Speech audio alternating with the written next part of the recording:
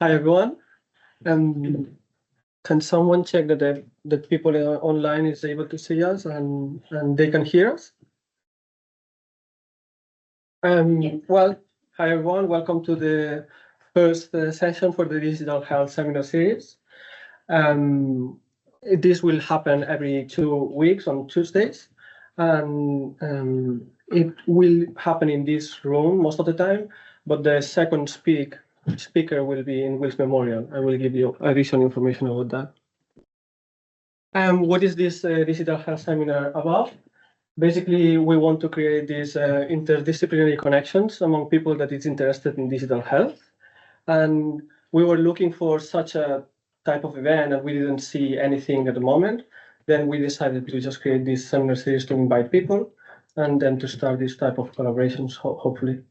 We want to strengthen the digital health research group, which is something that at the moment is basically lots of different projects at the same time all working on digital health, but we didn't feel there was a group actually. Then we would like to involve medical school as well, computer science and School of Engineering, Maths and Technology. And at the moment, basically everything is sponsored by the LEAP Digital Health Hub, the CDT Digital Health and Care, and the School of Engineering, Maths and Technology. We are 5 organizers at the moment. Matt, who's in front, Emily, Michael, I am Michael, sorry. I'm Michael Predenito, and Sarah, who is a CT student, and Emma, who is the industrial liaison, is it? Liaison. If you have any feedback about how this is organized or you have any concerns about the event, please email us at da@bristol.ac.uk. Then each session will be here, as I say. If we don't have enough space, which we have at the moment, we don't need to cover that. There is an overflow room upstairs. The session is hybrid. We will have half an hour at the beginning. Well, we did not say it here, but we have half an hour for networking before the session starts. And then during the session with the invited talk, it's basically 1 hour, which will be attended by people out of university as well, online. The webinar will be recorded and made available online. If you have any concerns about being on the video, please let us know. And we will try to remove your face or something like that. Yeah. For the people online, please mute your microphones. And we will have extra time for questions at the end. For people online, please use the Q&A functionality or the chat. Or ask for, put your hand up for asking questions. Just a bit of a spoiler for the next invited speakers. The second speaker will be Tom Dieter, who is the head of the Center for Artificial Intelligence on AstraZeneca, Cambridge. And it will be in a different location, as I said, in Will's Memorial Building, room 3.30. There is more information about the future speakers on bristol.ac.uk DH seminars. Okay, and then our first speaker, Andy Dowsey, who is a professor and chair on One Health Data Science. He is a professor on Bristol Veterinary School and Bristol Population Health Science Institute, director for Enterprise and Impact in the Faculty of Health Science, and fellowship director for the LEAP Digital Health Hub.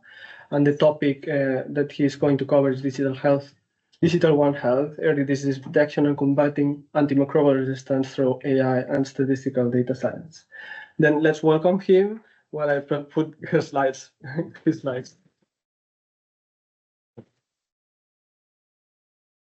Thank you, and thank you for inviting me to give the talk today. I need to share the other. Oh yeah, of course, it's this one.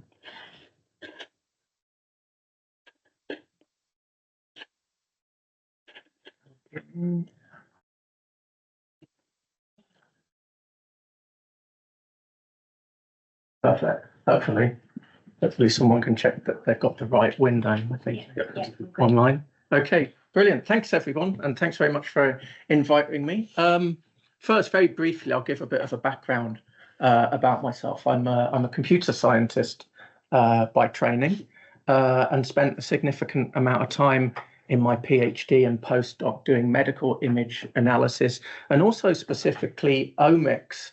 I worked in a drug discovery center for a few years. Now, I'm not actually going to talk about that today, except that some of it does filter into some of the work that we're doing here in Bristol. Actually, all of this work that I'm going to show today is work that we've done when I moved to Bristol, like what was said, joint between the vet school and population health sciences, about 8.5 years ago.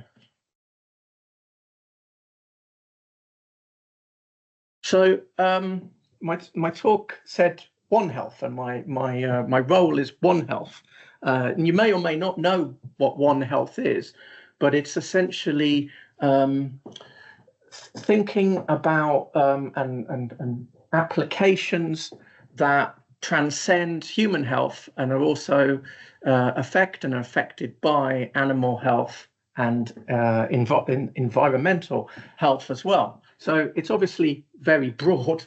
In the inner circle there, it's like I say, the cross section between all these sciences and things that it touches on. Well, antimicrobial resistance is a big one, as we're all probably aware. And obviously infectious diseases, zoonotic diseases, we're probably also very much aware of. But other things too, even going from, say, animal models of human health to welfare, animal welfare, nutrition, and food security.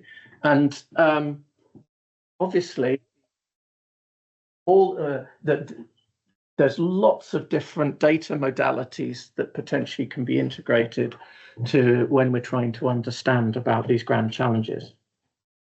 So my research and what I'm going to cover today is the first half, or a bit more than the first half, will be on antimicrobial resistance. And the second will touch on global food security. And there's a little bit of biomarker discovery thrown in, but not too much. So as I say, antimicrobial resistance is a One Health problem.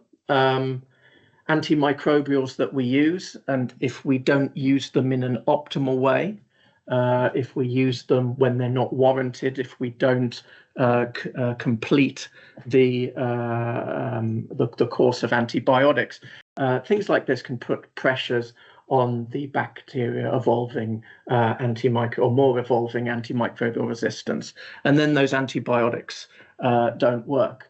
At the same time, this is something that the network of interactions goes between, because livestock and companion animals are given antibiotics. They're in contact with humans. They're in contact with the environment. The bacteria can survive in their fecal samples, for instance, and then get into waterways. And then into humans. So it's very much the quintessential One Health problem. So I'm going to talk a little bit about the background of how I got into it 9 years ago from a veterinary angle, and then it will move rapidly into human health. So we were concerned, and we know we have the wonderful NHS, but we also know, having even with one large organization, how extremely complex it is to integrate data and use it for health data research. You might think it was easier in other species. Here, for instance, dairy cattle, but it's difficult, but in other ways. So there isn't one NHS. There's lots of different veterinary practices. The laboratories that they use for tests are commercial, and there's a few of those as well. In fact, they're generally all commercial entities, and they don't really want to share data. So we looked into a number of ways of trying to integrate data, and we wanted to go in to do surveillance of antimicrobial resistance from a livestock perspective, and we ended up writing a PhD thesis describing all the challenges and working some ways there with medicines data standards. Down there on the bottom left is NLP for extracting useful information from prescribing records. Essentially pretty much everything and then some that you have to do in human health.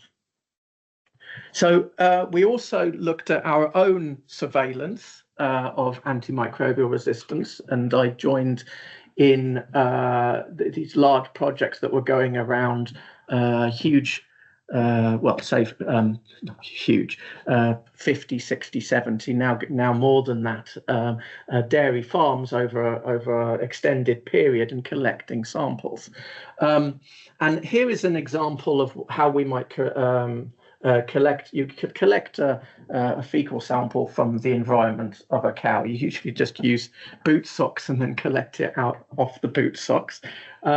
Then to figure out how much bacteria in it and whether they're resistant, you go through this microbiology process where you culture it on agar plates with and without an antibiotic, and then compare the ratio of the counts without antibiotic to the counts with antibiotic. So you get a percentage resistance there.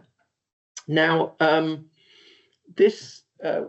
was plenty, I'm not going to go into it, but there's plenty of challenges with using that data and the variability within it. So we had a look at creating quite a complex Bayesian model. That model, so that we can try and look at risk factors for why resistance would be there given this data.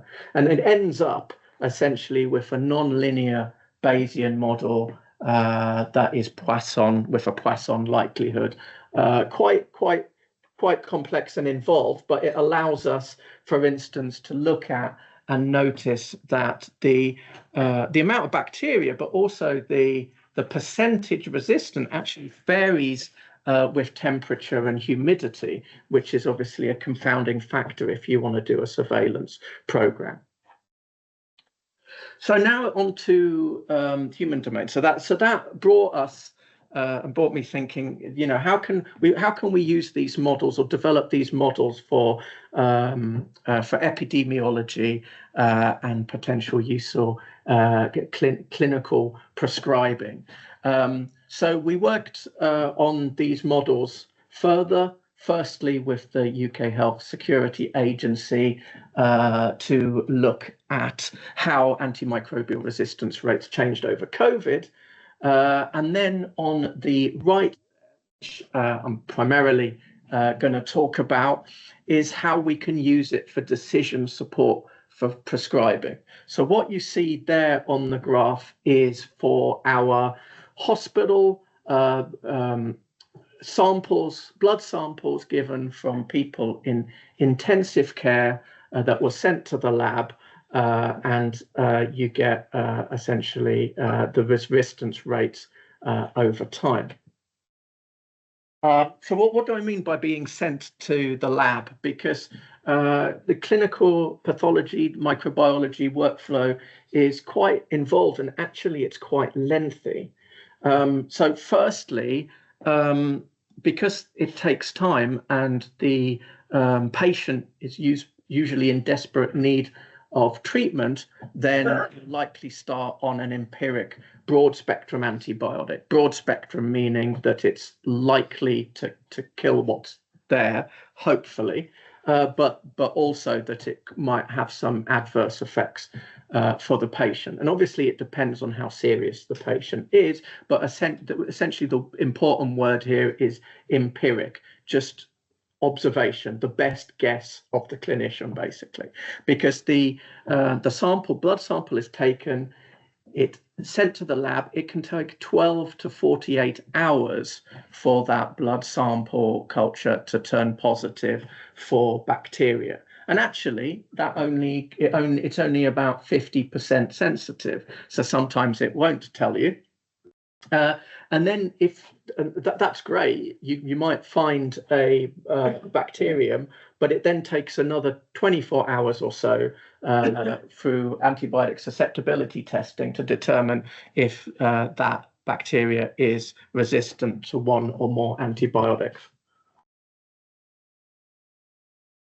And the problem is that sometimes the patients don't necessarily have that time, and if it only comes back 50% of the time, 50% of the time you don't get an answer, what do? You have to observe the patient. The clinician will make a decision based on whether they feel they're getting better, and change them to an oral antibiotic from an intravenous one, or getting worse and then escalating to even broader spectrum antibiotics, but which ones? So while the test result may or not be useful for the current patient, it's actually quite useful for future patients. And this resistance data does currently inform empiric prescribing to a certain extent. And obviously needless to say about how serious antimicrobial resistance is. So this is the kind of thing that the clinical microbiologist might come up with when looking at resistance rates over time, to try and figure out what's the chance that the patient has a resistant bacteremia. And they're called antibiograms, and they're basically just the standard visualization and statistics on the estimated rate. And because of evolution, antibiotic resistance rate vary by location, they vary over time, they vary over clinical scenario. So it's not necessarily that you just can't assume the same resistance rates here or in Birmingham, for instance. So we adapted our Bayesian model, and actually this Bayesian model is currently quite a bit simpler than the first one that I showed you, to get a better prediction for this. And this illustrates one of the main issues here. On the left, you have piptazobactam, piptaz as it's usually called, the resistance rate for that antibiotic in all patients. If you see at the top there, the counts for the number of tests done over this, about 5 years, pretty decent amount, 400 every quarter. So you could probably get away with a basic antibiogram here, but our fit there is just illustrating that resistance rates are constant over that time. But if you go to ICU patients only, so we're talking about a stratified approach now, the counts go down drastically. And actually, the estimated resistance rate is almost twice as much. So this could be of significant interest to the clinician and change their decision-making process, which is illustrated. The QR code is for the paper that we published, which demonstrates a few other scenarios too. It's the same for hemato-oncology patients. So based on the Bayesian model, we currently come out with a visualization here to help the clinician make their decision.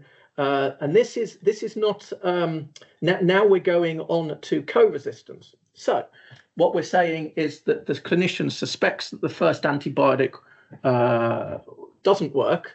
What are now the resistance rates, given that, for the other options that the clinician might change the patient onto? And because of correlation in resistance mechanisms, etc., there can be quite a bit of difference based on that assumption.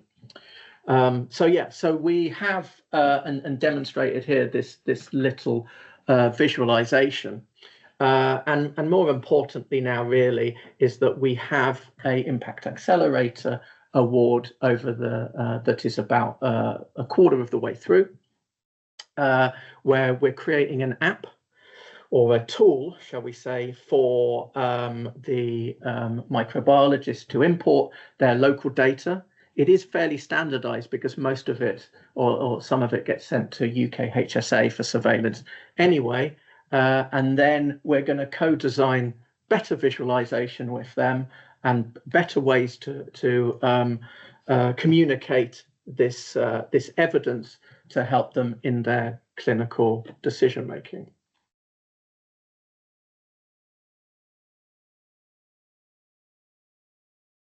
So what I've described so far is a stratified, basically, approach to antibiotic prescribing. But of course, what we really want to do is a personalized approach. And for that, we might want to use explainable AI. This seems like a pretty natural extension of the previous model, but it can't be overestimated how much more complex this is from a data integration, socio-economic dimension also, as well as also the underlying models. We've been working on this for the last few years. We start off as part of Health Data Research UK Southwest, that with our local integrated care board, spearheading essentially the linking of data, health data in a secure manner from the almost 1 million people in our local area, which that stands for Bristol, North Somerset and South Gloucestershire. That took quite a bit of time to get it together. That's integrating primary care, secondary care, the test results for the antibiotic susceptibility, and also some social care. And from that, we've been developing AI models that I'm going to go into a little bit of detail. And then now with the launch and development of the second phase, which is the regional or sub-regional secure data environments, we are part of the Southwest secure data environment, and the aim now is to try and figure out how we're going to integrate the data across all of the Southwest. So certainly the number of stakeholders and actors in this integration goes well beyond our group. What we contributed was the antibiotic susceptibility test, the bacteremia test, and also COVID and viral tests from our seven pathology cover all of essentially all of our catchment area.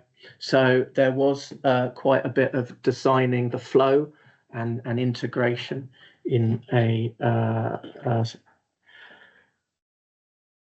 into the system-wide data set. And then this gives an illustration of the data that we extracted to be able to put together for our goals. And actually, the first thing I want to say is that we decided to particularly focus on urinary tract infections to start with.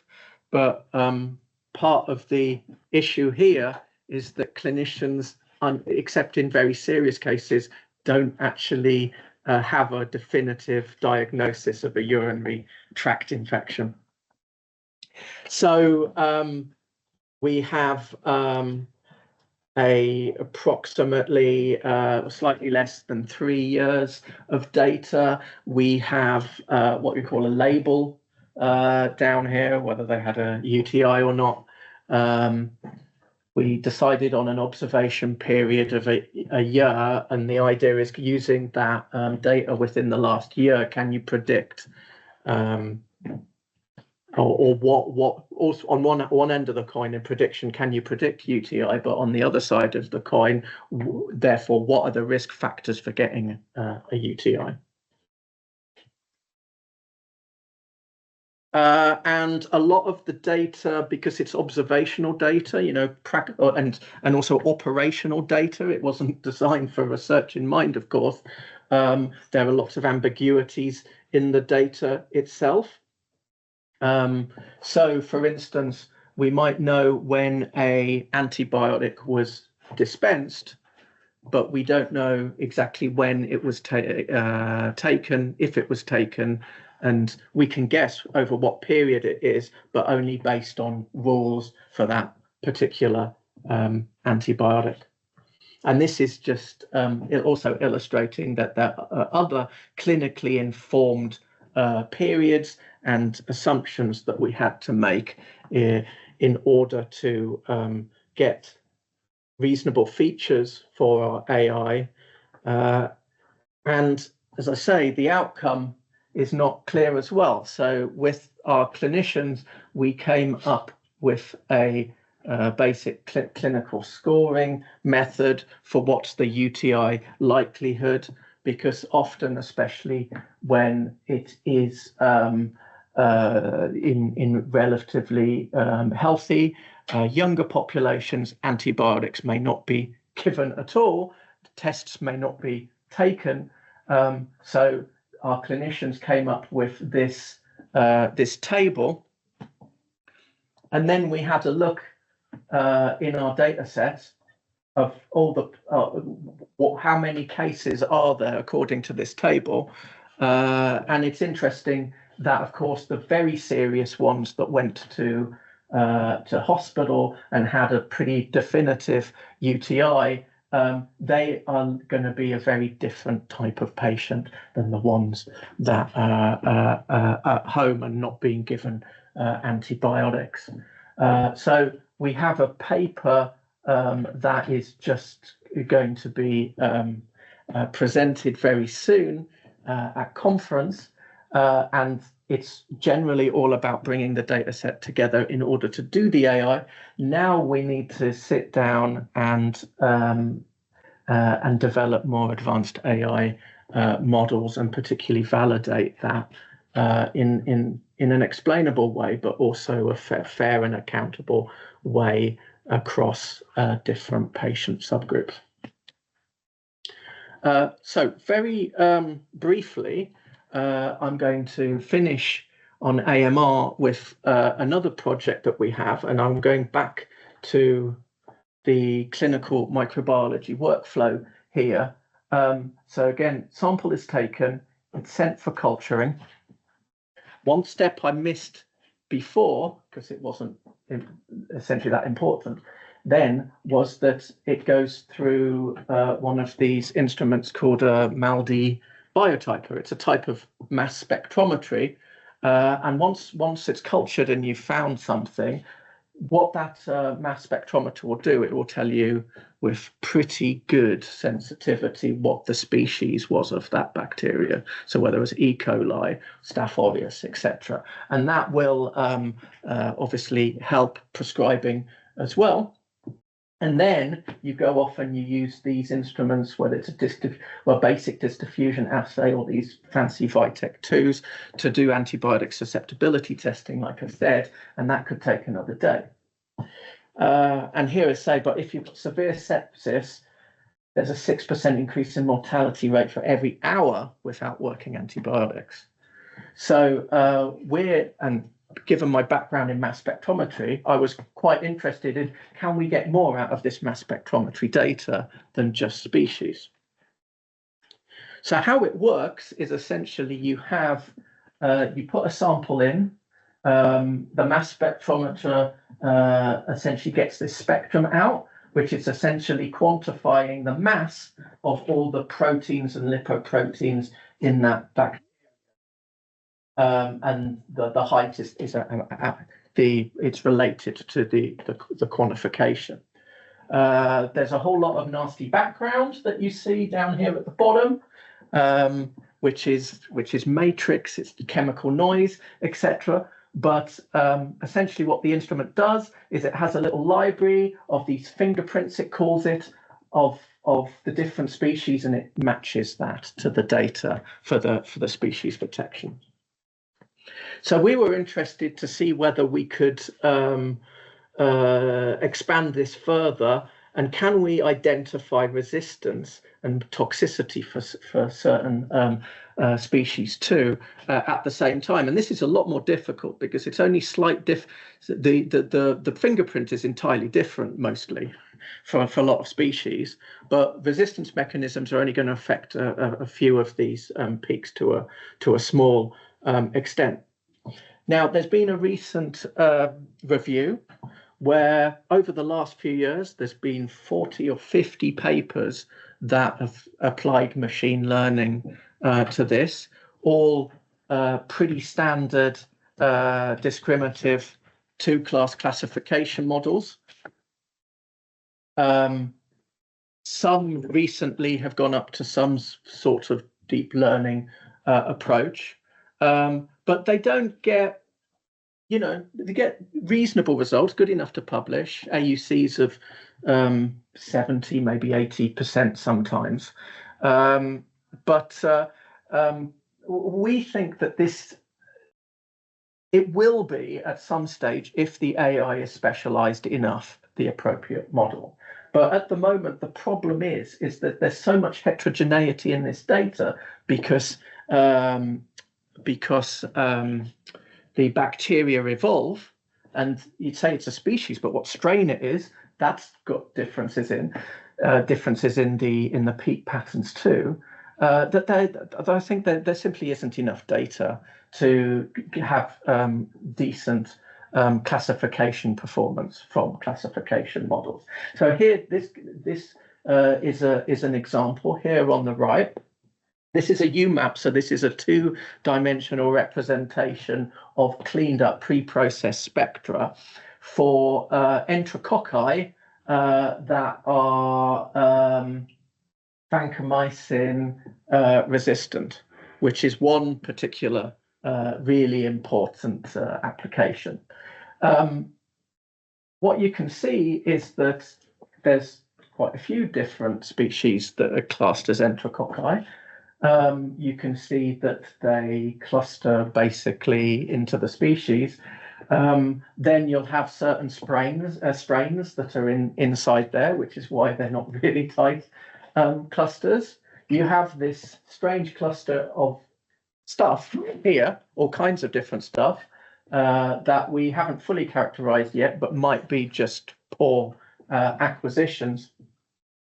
And also, each one of, they're not going to be massively different, but the resistance versus susceptible for antibiotics is going to be much smaller changes than that.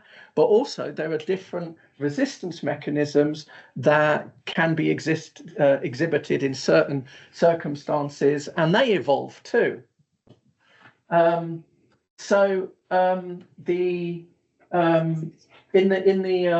the literature for one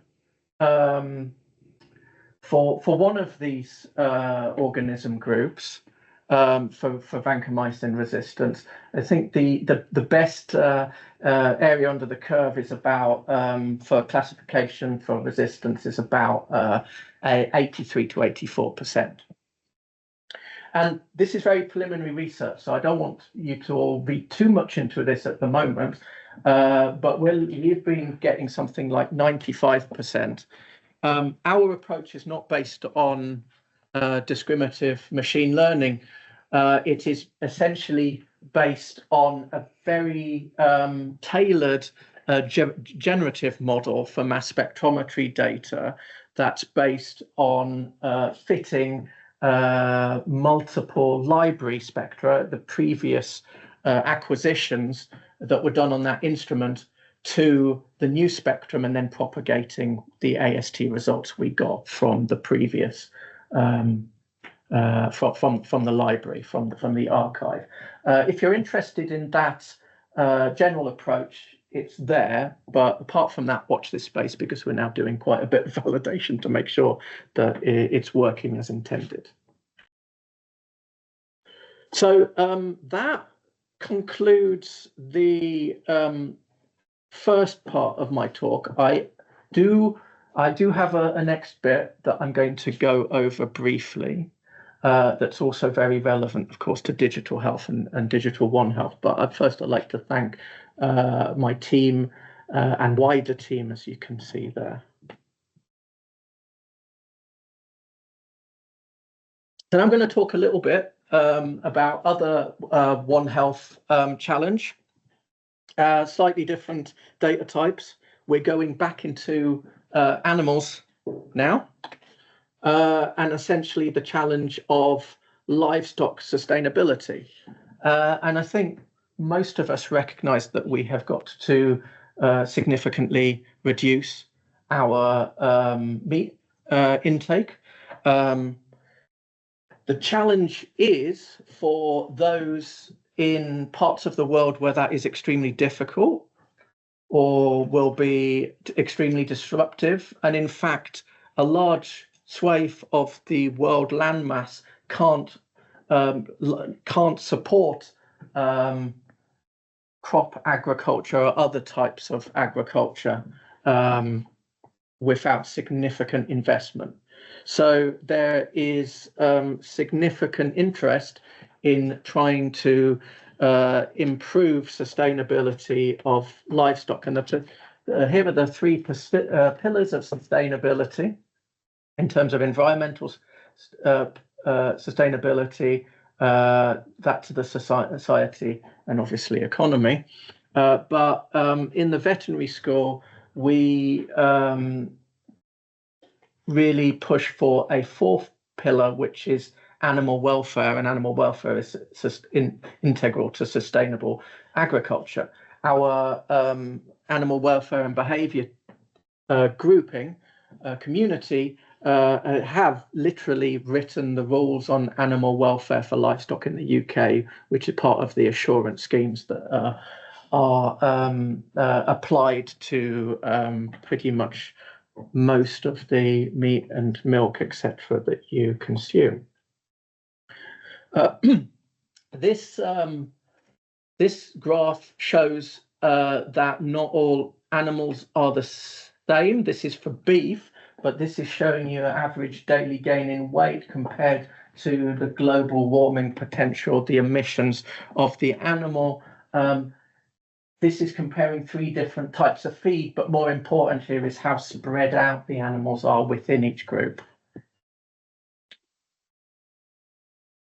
So generally that's related to the health of the animal and the welfare of the animal. So how can we improve that? There is a huge amount of work in precision livestock farming that goes into that. And at the vet school, we have built on our commercial dairy farm, which is just down the road in Langford, essentially turning it into a research platform or a living laboratory to observe these animals and maximize and come out with essentially as a research platform, using AI within a research platform for understanding more about sustainability and welfare of the animals, as opposed to quite a bit of the precision livestock farming work that is currently done, which is focused on this, but more indirectly, and it's very much focused on farm productivity. So we're integrating all these different types of data together, but the reason I wanted to talk to you today was about our camera network that we've put in predominantly. So here's a top-down view of our barn, as if you're looking at it from the viewer gallery. I was told not to touch the screen. The first thing is what I show you is the race. So they go in here, they get milked 2 or 3 times a day. And then come around here and they all go through this race, which is essentially a narrow a narrow area here where we've set up cameras for and what's done at the moment is that experts are trained to do body condition assessment and mobility assessment, but we want to, as others have done, AI for automating this. You see with these top-down cameras here. But where our AI is different in a couple of ways. Firstly, and this is work that we have done in collaboration with computer science department, predominantly Thilo Berghart and Neil Campbell, is trying to push forward the AI itself. And how to identify an individual cow is the most important thing in terms of video. So which wasn't, we were the first to really look and develop this. And there's been a few papers now. There's the main one. But essentially, we're using a deep metric learning approach. What that means is that we're not trying to, we don't train it on a herd for a specific number of animals to identify each individual. And incidentally, we're identifying them here by their unique coat patterns. But what we're doing is we're essentially training in an auto-encoder way and embedding to differentiate using contrastive learning, so that the AI learns a space of all possible coat patterns. So essentially, you start off with a cow detector that I'll go into detail a little bit, and then you feed the system pairs of the same cow. You can usually tell it's the same cow because you've got video, so you know that cows can't teleport, so you know which ones are the same. And then you put in a negative example, and you do that many times. And this is a 2-dimensional representation of 128-dimensional embedding. Each cluster is each individual cow, except for this one here, where we have 3 black cows in the herd that we can't differentiate.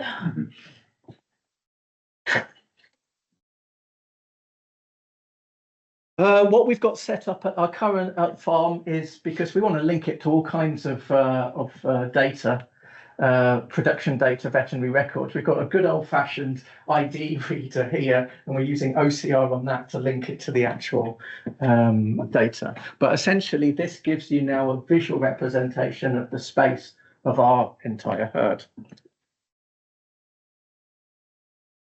And from that, we've set up these 6 cameras in the transition pen is where cows go for a few weeks before they get reintroduced back into the milking herd. During this time, they will give birth. So this is a nice study group which has feeding across the bottom. It has water there, and it has the bedding area at the back that we're going to be doing some studies on. So this is just giving you a basic example of where we're at with that, including the IDs. Please ignore this one that gets it wrong a few times. We're trying to sort everything out. Now, I talked about species detector. We've got a species, basically a cow detector, fine, but we realized that we needed to do some more work on it, because this is what happens when the cows wait to be milked. So this is a model that is currently being developed with using elements of segment anything and depth anything in that, in order to get a really good delineation of the cows even when they're bunched together.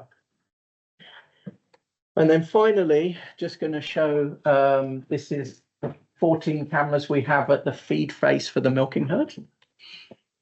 And then the challenges with our barn is that the cubicles where they sleep, the ceiling's very low, so we had to put in fisheye cameras there. And so we've... It's 15 minutes to 3. Yep, okay, I'm going to finish very soon. Yeah. So what is novel about the way we're doing things is that we, from work that's done in our animal behavior group, is in terms of early disease detection, they noticed that the animals will change their activities, particularly their social interactions, as early signs that they're actually becoming clinically ill.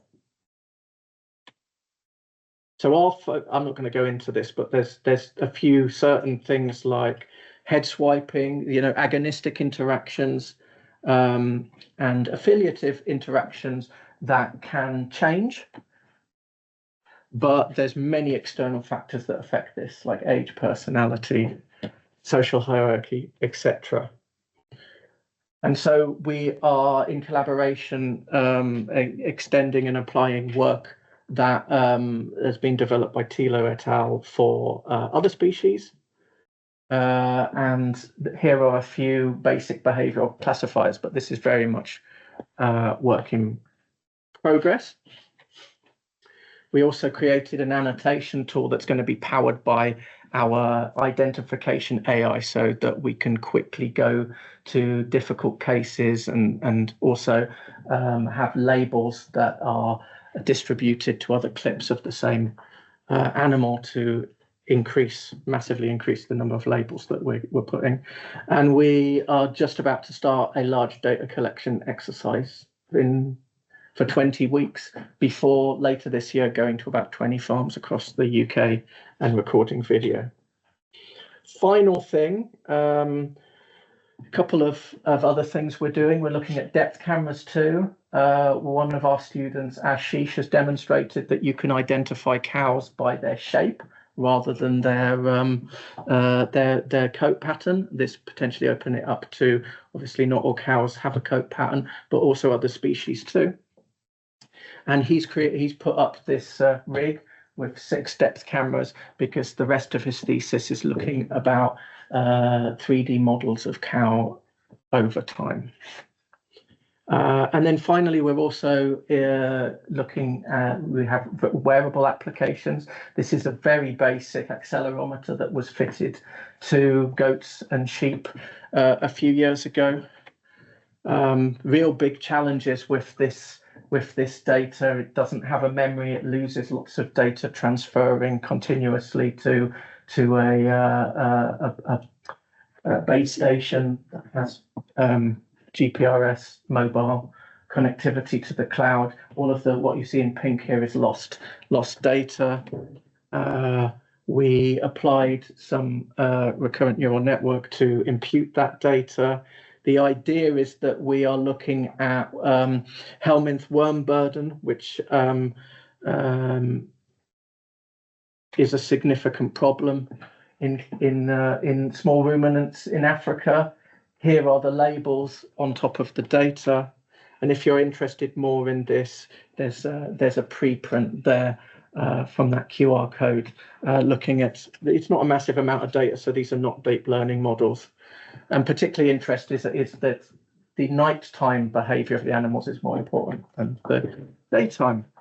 We've looking at this in cats too, but what it really showed to us is that the sensors we were using were not good for our purpose. So we developed our own as an open platform to customize for various animals. This particular version you see here is the smallest and lightest. I think it's even smaller now, because Cats Protection, who we're working with, said that basically no devices on the market are good for welfare of cats. at the moment, and so we're valid. Actually, Axel went a week and a half ago to validate this on a set of rehoming cats with Cats Protection, and that is it. Thank you very much.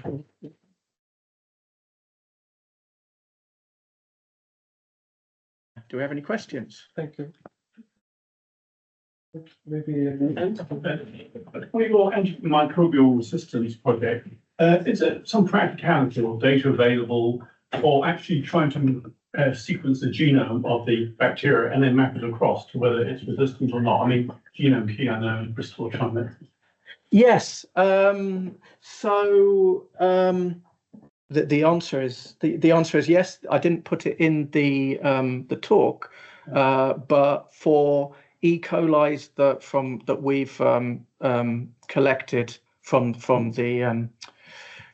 the hospital over the last few years, my collaborator Matthew Avison has been genome sequencing them, and we got some money in our Wellcome Trust TPA award to run the MALDI again on those samples specifically and link together to the genetics. And that's predominantly to see if we can perhaps predict some of the genetics from the MALDI. Yeah.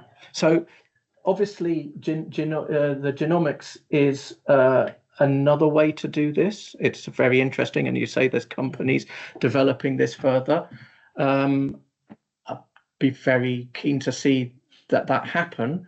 The MALDI is good because MALDI is very cheap and it's already there and used for something already. So that's our take on it. If it works, probably use as much data as you can. So use sequence with MALDI. Yeah. And you can probably also, with the bacterial genome, actually condense what's going on by using things like AlphaFold to sequence. Yeah. Sort of, and it's probably only produces a few proteins. So I don't know enough about bacterial genomes. But. Yeah, so part of our PhD student, Amy, who's Matthew Avison's and I'm co-supervising, is to potentially look at some knockouts and see how they alter in the MALDI data. But yeah, no, I totally agree with everything you said. It's really exciting.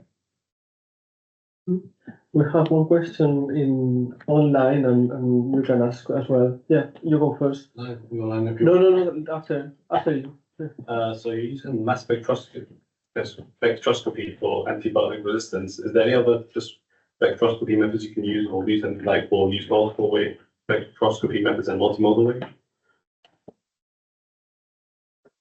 That is a good question, which I say when I can't answer it. So mass spectrometry, yeah, well, there's other types of spectrometry like mid-infrared spectroscopy and relationships, optical, like that. So we do have an interest in using that because it's already used, for instance, for testing milk. And we may find antibiotic residues in that milk. I don't know if it's, I don't really know much about whether it can be used for identifying bacteria. I'd have to look it up. Yeah, then the question online. Yeah, so online there's Elizabeth Beach has asked, said that it's interesting that not enough blood culture samples, but for AI to train on. If so, effectively. Effectively, yeah. If so, what's the alternative approach? So when I say not enough for AI to train on, I think that this is because they're essentially taking off the shelf AI methodology, which has some assumptions, and it could potentially be good enough for the complexity here, but the amount of input data has to scale.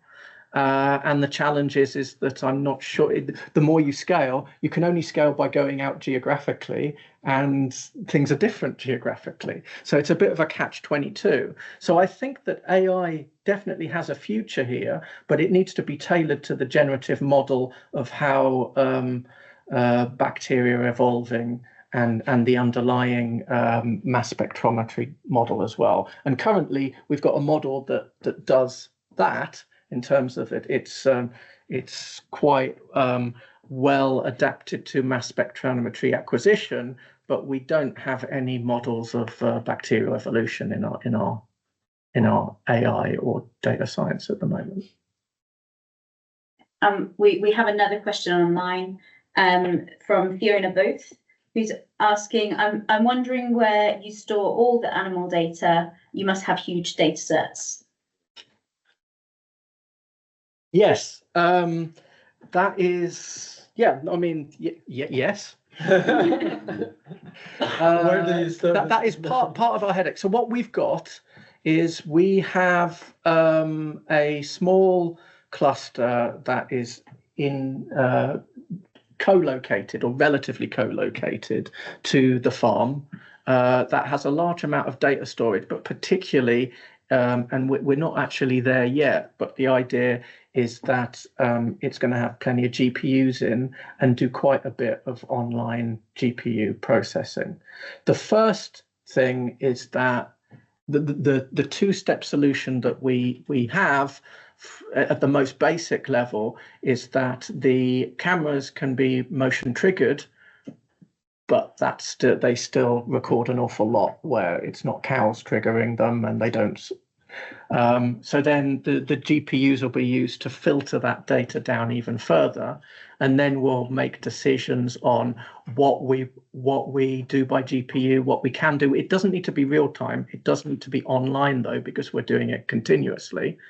Of what we want to keep and what we want to throw away, because ideally we want to keep what's in at least the bounding boxes of the cows, because that's all useful stuff for behavioral classification. But yes, it runs to terabytes a week. Yeah. Well, you didn't ask anything before. So it's sort of like a two-part question. So the first one is, when you're collecting data for sort of people with antimicrobial resistance, obviously there are a lot of ethical concerns about where that data is going, especially with putting it into AI. So does that mean a lot of your computing is having to be done on closed-off servers, so it doesn't actually access online resources? Is that something that's like hindering you a lot? Or Yes. So this is why we have a two-pronged approach. The first, when I describe the stratified model, and indeed the MALDI as well, that doesn't use any patient data at all. Luckily, bacteria are not protected.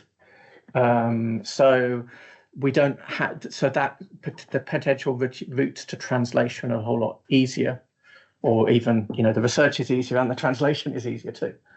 But you're totally right. That's why going to a personalized system is more complex in many dimensions. The current methodology is very controlled, extracts controlled in terms of who can use them, where they can use them, what machines we can put them on. We can't put them on Blue Pebble. So yes, that's a problem. Which by the way, Blue Pebble is one of our supercomputers, HPCs. But it's going to go to a walled garden approach, so secure data environment approach, and that is one of the challenges that is the management board of the SDE want to try and alleviate, possibly using Isambard, maybe, if possible. Yeah. I mean, we have 1 minute for everyone to leave. Other what? They get locked in. I don't know if you have time to. Maybe you can phrase the question. But So, wait a second though. You commented you didn't have enough data, or you wanted more data for your antimicrobial system.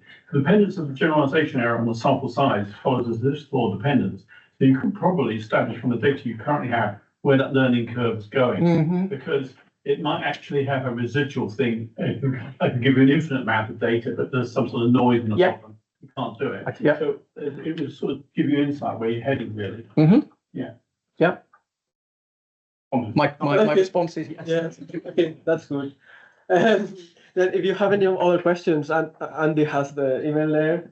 You just probably you're fine if they send you questions. Yeah. And feel free to stay and network after the session, maybe outside, or I don't know if there's any group coming into this room. No. No. Okay, but we can stay for a bit then after that. Well, thanks for joining this session, and hopefully see you in 2 weeks' time in Wills Memorial Building. Well, thank you.